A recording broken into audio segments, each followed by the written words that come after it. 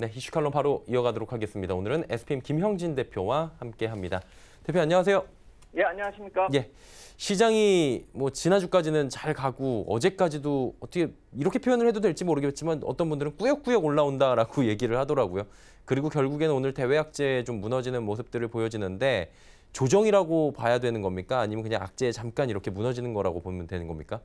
네, 조정 잠깐 받을 수도 있다라고 생각이 됩니다. 단기 상승폭이 적지 않았고요. 또 정치적인 이런 이슈들은 항상 그렇게 반복이 되어 왔었던 것이기 때문에 그다지 이렇게 뭐 안 좋게 많이 시장을 훼손할 것이다 이렇게 생각이 들지는 않습니다.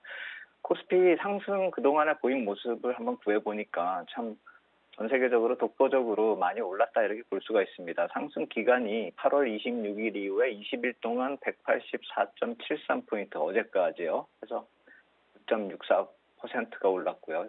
지수가 이렇게 올랐기 때문에 적지 않이 조정의 가능성도 높아진 상황이다 이렇게 볼 수가 있겠죠. 1월 초 상승하고 좀 비교할 수가 있을 것 같은데요. 예전에는 제가 6월달 상승하고 비교했는데 그 상승의 기간을 넘어서면서부터는 1월달하고 좀 비교를 해보자 이렇게 말씀을 드렸죠. 그때도 20일 동안 194.6포인트 그리고 퍼센테이지는 9.68% 이렇게 올랐기 때문에 거의 비슷합니다. 오름폭이나 기간이나 거의 비슷합니다. 그리고 최근에 다른 여타 글로벌 증시하고 비교해봐도 다우가 4%, 나스닥이 2%, 유로스톡스 50이 5.47% 약간 좀 많이 올랐죠. 그리고 이머징 마켓 쪽 보면은 상해가 2.57%, 상해가 4.25%, 그리고 홍콩 H지수가 2.57% 이렇게 오르는 모습이었기 때문에 우리 시장이 남들보다 좀 많이 올랐다 이렇게 볼 수가 있겠는데 누적된 올해 수익률로 보면은 아직도 디커플링이 해소되려면 아직도 멀었다 이렇게 봐야 되겠죠. 작년 말 대비 나스닥 같은 경우가 21% 올랐고 코스피가 이렇게 거의 10% 가까이 올랐음에도 불구하고 2019년 수익률 구해보면은 2.9% 정도밖에 되지가 않습니다. 그래서 이번 한 달 동안은 확실하게 코스피가 두드러진 상승을 보였는데 이번 상승이 과연 다른 나라보다 좀 이렇게 다른 나라를 비트해가면서 좀 올랐느냐 이렇게 보면 아니다 이렇게 봐야 되겠고 또 하나 우리가 이번 상승에 좀 체감적으로 착각이 되고 있는 두 가지를 골라본다면은 코스닥이 상대적으로 좀 약했다 우리가 이렇게 인식을 하는 경우가 있는데 코스닥은 이틀 전에 고점을 쳤는데요. 그 고점까지 같은 기간, 같은 저점을 기록했던 날부터 수익률을 구해보니까 11.35%나 올라와서 코스닥이 상대적으로 약했다 이렇게 보기도 힘들고 비슷한데 조금 더 올랐다 이렇게 볼 수가 있는 것이고요. 그리고 최근에 당세가 뭐 연기금이 사서 억지로 올리고 있다 이렇게들 이제 이유들을 대고 있는데 그런 매도를 계속하고 연기금 쪽에서요. 그리고 개인만산 코스닥은 그쪽에서 더 상승이 좋았던 건 어떻게 해석해야 되느냐 이런 두 가지 점을 우리가 좀 살펴봐야 되겠죠. 그래서 시장 흐름을 분석하는 데 있어서 단순하게 접근하기보다는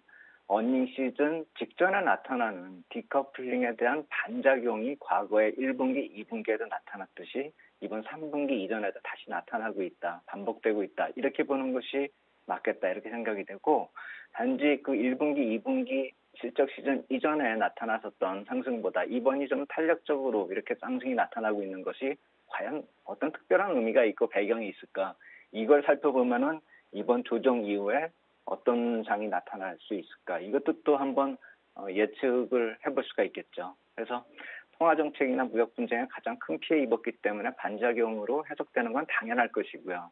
여기다가 추가적으로 경기나 기업 실적의 턴어라운드 가능성도 이제부터는 좀 볼 필요가 있다라는 것이죠.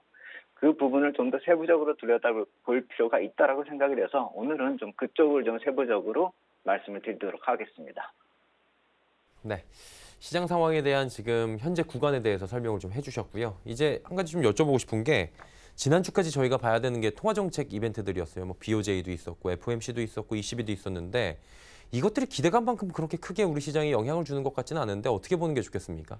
예, 그렇죠. 매파적이었다 다들 이렇게 인식을 하고 있고 시장도 그렇게 인식을 하고 있죠. 예. 근데 만약에 보수적 스탠스가 이번 FOMC만 특별하게 그렇게 했었는가 이걸 좀 따져보자면은 뭐 과거에도 크게 달랐었던 점은 없었다라는 점을 한번 살펴봐야 되겠죠. 그리고 더 적극적이었다라고 한다면, 표현을 더 적극적으로 표현했다면 시장은 과연 상승했을까? 이거에 대해서도 한번 생각을 해봐야 되죠. 만약에 추가 금리 인하 전망을 했을 때 그게 주식시장 쪽으로 좋았을까요? 그걸 한번 생각해 본다면 채권 시장으로, 지금도 채권 시장은 조정을 보여도 연초에 비하면 상당히 강세를 보인 그런 시장인데, 만약에 금리 인하 전망을 해서 채권 가격이 더 올라갈 것 같다, 더 강세가 될 것 같다, 이렇게 표현을 해버리면은 채권 시장에 대한 지나친 쏠림 현상이 더 심해지겠죠. 물론 단기적으로는 안 그럴 수가 있겠지만 중기적으로는요. 그래서 과연 전체 자산 시장에 도움이 될까 하는 점, 그 점을 생각해 본다면은 이번에 표현이, 점진적인 표현이 오히려 지금 상황에서 어울린다, 이렇게 생각이 들 수가 있겠고요. 올해부터 2021년 이후까지 모두 다 이제 25bp 인하로 나타난 그런 전도표를 발표했기 때문에 이제는 추가 1회 금리를 당분간 시장의 컨센으로 좀 작용이 될 것이다, 이렇게 봐야 될 테면 결국 금리 정책의 영향력은 이제 급감했다, 이렇게 봐야 되겠죠. 그렇다면은 이제 통화 정책에 이어서 거기에 재정 정책이 가능할까?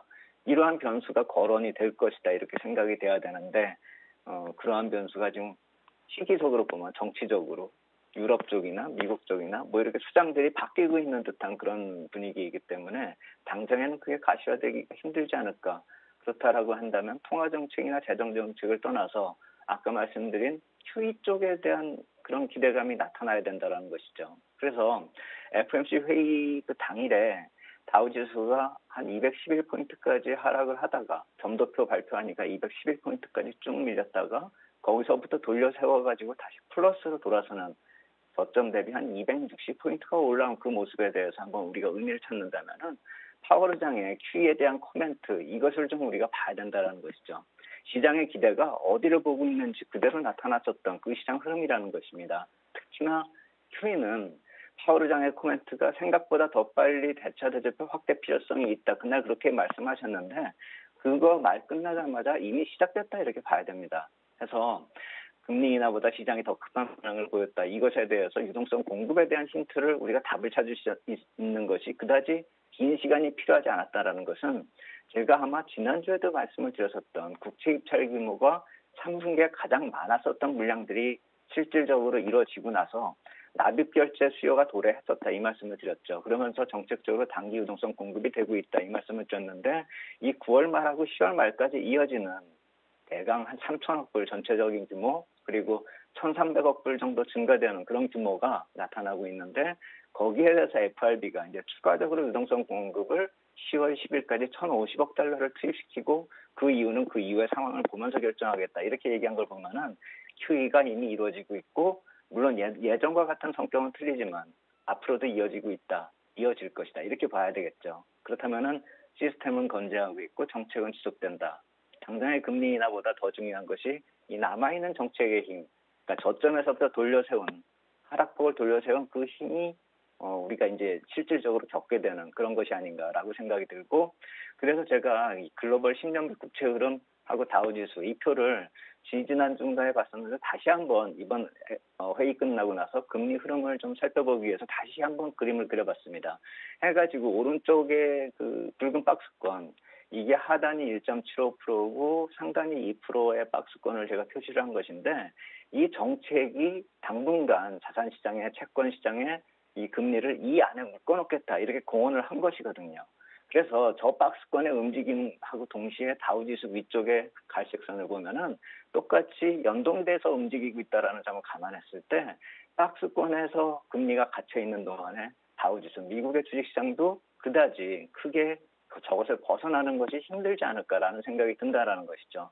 물론 상하단 폭은 주식시장은 좀 넓게 몇백 포인트가 될 수가 있겠지만 예전에 상하단을 벗어나는 그런 뭐 충격적인 모습이 나타나기는 힘들다라는 것이죠. 10월 초까지요. 그래서 정책의 힘이 만약에 채권 시장으로 작용이 된다라고 한다면 전체적인 자산 시장도 박스권을 감안한 전략이 필요하지 않을까, 이런 생각이 드는 것이고, 그렇다라고 본다면은 주식 시장도 채권 시장도 모두 다 박스권 등락을 볼 경우에 이번 주 26일부터 이제 미국 쪽에서 마이크론 테크놀로지의 기업 실적이 발표가 되기 시작하는데, 그렇다면 그쪽으로부터 이제 변화 요인이 나타나지 않을까.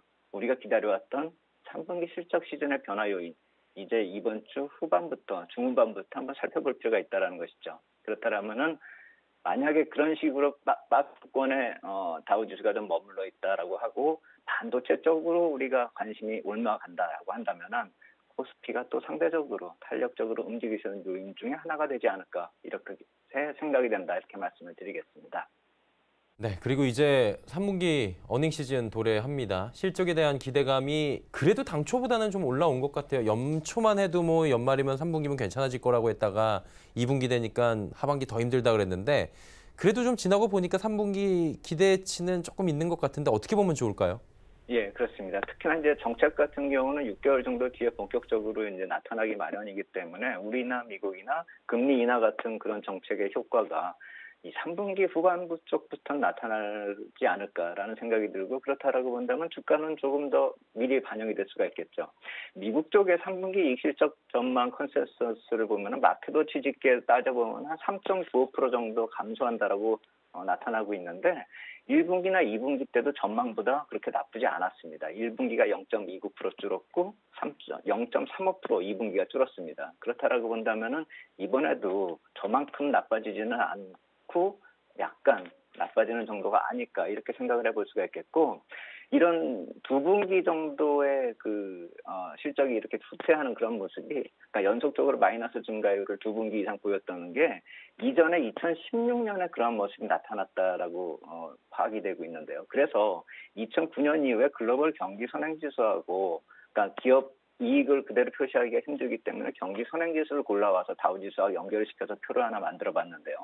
왼쪽이 2012년 이전의 조정이고 가운데가 2014에서 2015년 경기 조정 그리고 맨 오른쪽이 이번 조정인데요. 그렇다라고 본다면은 2016년에 기업 실적 악화가 현실화될 때의 모습이 가운데인데 그때 주가 많이 빠지지 않았다라는 것이죠. 그리고 경기 흐름에 있어서도 그때의 흐름하고 지금의 높이가 거의 비슷하게 악화가 돼서 안 좋은 것이 이미 반영이 되고 있다라는 것이죠. 그렇다라고 본다면은 2016년처럼 큰 조정 나타나지 않고 옆으로 기면서 박스권 흐름 속에서 다시 반전이 나타날 수 있는 그 상황이 그때하고 아주 비슷하고 또 유동성 공급이 나타나고 있다는 점도 그때하고 아주 비슷하다라는 것이죠. 그래서 2016년 이후에 2017년은 우리가 생각을 해본다면 코스피는 박스피를 벗어나서 엄청나게 큰 상승이 나타났었는데 그런 것을 지금 논하자는 건 아니죠. 다만 경기 반전이 예측 불가능한 거 주가하고 똑같은 것이기 때문에 확인될 때쯤이면 훨씬 높은 주가가 만들어져 있을 것이고 지금은 안 좋은 점이 이미 반영이 되고 있다라는 것이죠. 그래서 JP 모건의 CEO 제이미 다이먼의 코멘트 그러니까 미국 마이너스 금리까지도 감안하자. 그리고 미국 경기 침체는 임박하지 않을 것이다. 이렇게 얘기한 것을 가만히 살펴보면은 지금의 국채금리 하락이 경기 침체 때문이 아니라 저 위에서 아까 봤었던 그런 사이클상의 조정이다. 이렇게 볼 수가 있는 것이죠. 경기 사이클은 지금 국채하고 너무 민감하게 연결시켜서 지금 계속 국채 시장에서 나오는 그 시그널을 불황으로 자꾸 연결시키는 그런 모습은 어울리지가 않는다. 이 말씀을 드리는 것이고 경기 흐름이 안 좋은 것이 반영이 되고 기업 실적이 안 좋은 것이 반영이 되고 있는 주가 지금 뭐 저점에서 좀 올라왔다고는 하지만 또다시 조정을 오늘처럼 이렇게 받고 당분간 조정을 받는다면은 투자의 타이밍을 좀 봐야 되는 시기가 오지 않을까 이렇게 생각이 된다 말씀을 드리겠습니다.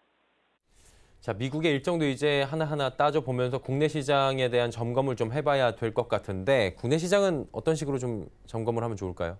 예, 상승폭에 대한 우려감에 대한 것을 한번 생각을 해본다면은 1월 단기 조정의 상승폭에 대한 조정이 24% 정도 나타났었습니다. 그러면 이번 상승의 24% 골라보면 2056포인트 나옵니다. 거기 한번 생각을 해보시고요. 그리고 미국 채권 공급이 계속 이어지고 있거든요. 23일부터 나타났는데 26일까지. 그리고 30일에 단기 채권까지 계속 이어지고 있습니다. 그 납입일이 24일부터 어제부터 다음 달 10일까지입니다.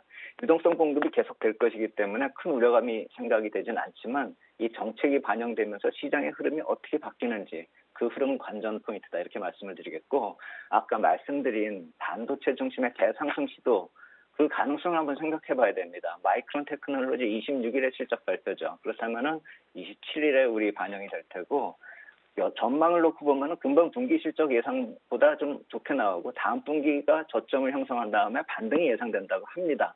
그렇다라고 본다면 주가 선행성 감안했을 때 현재가 주가 턴어라운드가 만들어지고 있다. 마이크론 테크놀로지뿐만이 아니라 글로벌 반도체 기업이 전부 다 그렇다라는 것이죠. 그래서 한국의 반도체 기업을 중심으로 이번 주 중반 이후에 시장이 다시 조정을 좀 마무리하고 재상승을 할 수 있을까? 이것에 대해서 우리가 검토를 좀 하면서 시장 접근할 필요가 있겠다. 이렇게 말씀드리겠습니다. 네, 지금 뭐 시장이 13거래일 연속으로 꾸준히 올라왔다가 오늘 조정을 받고 있는데 시장 상황에 대한 국내외적인 이슈들 하나하나 점검해 봤습니다. 오늘 말씀 잘 들었습니다.